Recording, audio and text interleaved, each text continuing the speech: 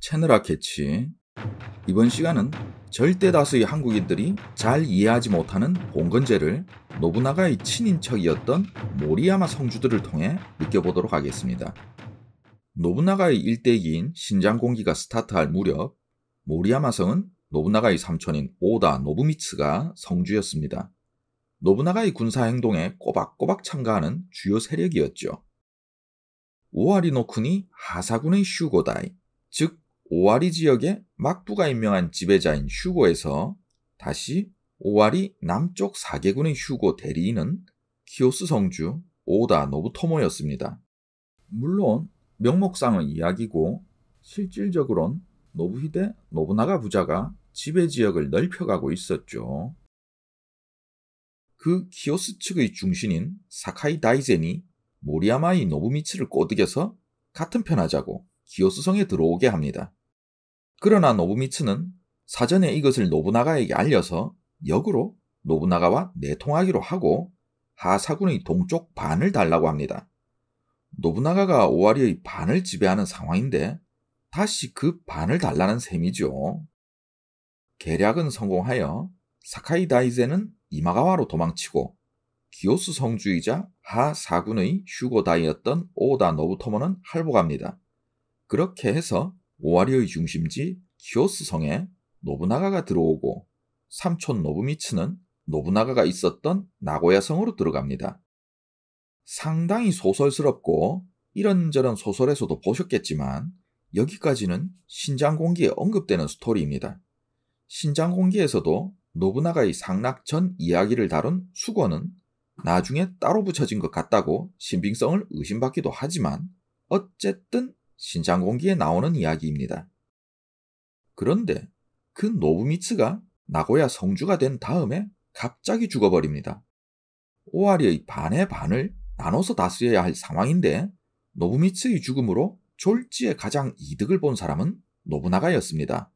만약 노부미츠가 계속 살아있었다면 노부나가 신화는 많이 달라졌겠지요.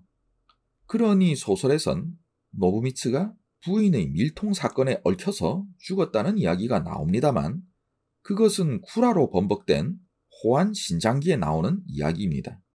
네, 태압기를 쓴 그 사람요.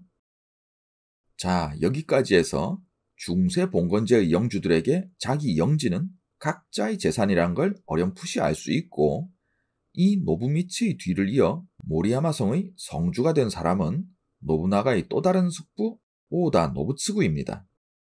그런데 어느 날 노부츠구가 가신들과 낚시를 하던 차에 영주님 앞을 말 타고 일행도 없이 홀로 지나가는 무례한 자를 보게 됩니다. 그래서 가신이 그쪽에다 화를 쏘았는데 어머나 명중해버렸네? 어머나 노부나가의 동생 히데타카네? 여러분이 소설에서 익히 보신 노부나가의 동생 노부유키. 역사 속에 노부유키라는 이름은 없고 실제 이름은 노부카츠이며 요즘은 노부카츠가 게임에도 반영되어 있죠.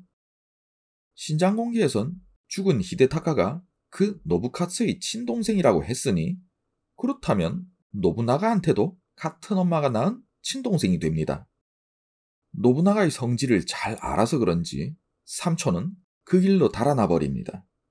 사망자의 형 노부카츠는 열이 받아서 모리야마 성으로 쳐들어와 그 성 및 저작거리를 불태워버립니다. 여기서 우리가 눈여겨봐야 하는 것은 첫 번째, 같은 오다군인데 동생이 죽었다고 공격해버립니다. 두 번째, 소설 속 범생이 노부유키 이미지라고요? 완전 개나 져버려 지요. 세 번째, 백성을 보호하는 성녀. 이땐 그런 거 없습니다. 신장공기에 허구한 날 나오는 이야기가 적의 성을 치고 들어가서 성 및 저작거리를 불태우고 돌아왔다는 겁니다. 이제까지 제 영상에선 이 봉건제를 설명하면서 회사의 비유를 많이 했습니다. 지역회사, 자회사, 중소기업, 대기업 등등 말이죠. 그런데 이 노부카츠의 삼촌 영지 공격은 회사로 설명하면 이해할 수 없고 사무라이 봉건제가 결국 조폭 구조였다는 걸 알아야 합니다.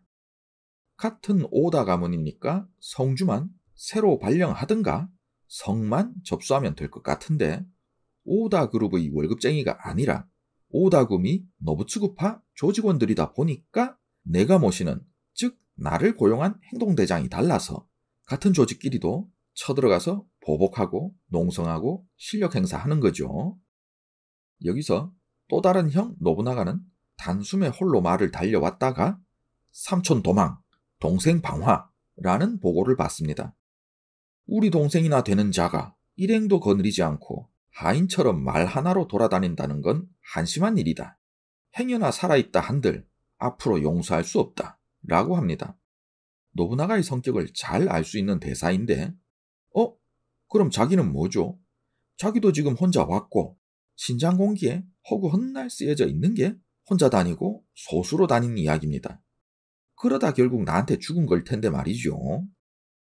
모리야마 성의 남겨진 부하들은 농성을 하고 노부나가와 노부카츠 형제들의 군사들이 성을 포위합니다. 이럴 땐 사이좋은 형제지요. 노부나가의 중신 사쿠마 노부모리의 진원으로 다음 모리야마 성주로 점지된 사람은 노부나가의 배다른 형제 노부토키입니다. 모리야마 중신들도 이를 받아들여서 사태가 마무리됩니다. 자, 여기서 같은 노부나가 패밀리인데도 서로 공격하고 농성하는 건 조폭의 논리로 이해하면 쉽고, 남아있는 부하들이 새로운 성주를 받아들이는 것은 다시 중소기업의 논리로 이해하면 쉽습니다. 먼저 중세봉건제의 사무라이들이 조선 같은 나라의 공무원이라든가 회사의 직원들이었다면 모리야마 지사의 사장이 날아가고 사고 친 직원들이 날아가고 나머지 직원들은 다른 부서로 재배치되면 그만입니다. 그런데 봉건제는 기본적으로 영주의 재산이죠. 재배치로 되는 게 아니라 모리야마라는 재산을 누가 받을 거냐라는 문제가 있습니다. 모리야마 같은 경우가 아니더라도 이어받을 사람이 없다. 이어받는 걸 인정해 줄 수 없다. 이렇게 되면 회사는 공중분해가 되고 기존 가신들은 싸그리 실업자가 되는 겁니다. 거기 살던 농민들 입장에선 쌀을 바칠 영주님만 바뀌는구나 싶은 거지만 사무라이는 고용의 문제라고 했죠. 고용유지, 고용 승계가 안 되면 싸그리 실업자 되는 거예요. 천하를 통일한 히데요시의 동생 가문조차 대가 끊겨서 공중분해됐다는 걸 유의해야 합니다. 그래서 영지몰수라는 카이에키가 실행되면 그 사장만 해고되는 게 아니라 회사가 망한 거기 때문에 그 가신들도 일단 실업자가 되는 겁니다. 그 자리에 들어온 새 회사가 사람이 필요하다고 어느 정도 재고용을 하겠지만 그 재고용에도 못 들어간 사람들은 진짜 실업자로 남는 겁니다.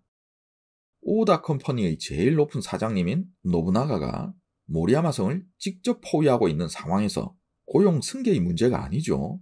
서로 죽이겠다는 문제죠.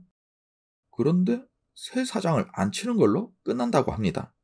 계속 회사를 다닐 수 있다는 건데 이런 좋은 조건이 어디 있겠습니까? 메데타시. 사장에게 대를 이을 아들이 없을 때뿐만 아니라 대기업의 압력을 받아서 대기업 회장님 아들을 중소기업 사장의 양자로 받아들이는 것도 사장 입장에서야 자기 아들에게 물려줄 수 없으니 이래저래 망한 시츄에이션이지만 사장을 제외한 나머지 친인척과 사원들 입장에선 그냥 사장만 바뀌고 고용이 승계되는 이야기죠. 힘센 가문의 아들을 양자로 받는다는 건 경우에 따라 중소기업 사원 입장에서 평화적으로 대기업 계열사에 편입되는 일이기도 했습니다. 그래서 모리 가문이나 오다 가문 등등 양자 정책을 추진했고 경우에 따라 서로 윈윈이기도 했고 불협 화음이 계속되기도 했습니다. 사무라이는 고용이다, 영지몰수, 구직활동, 실업자 이런 걸 잘 보여주는 유명 작품이 영화 하라키리, 즉 할복이라는 작품입니다.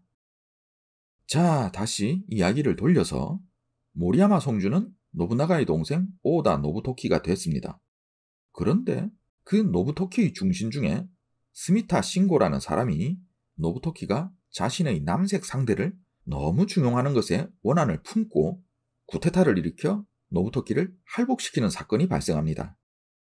판이 이렇게 되다 보니 노부나가는 유랑 삼촌 노부츠구를 용서하고 다시 모리야마 성주로 복귀시켜서 성을 맡깁니다.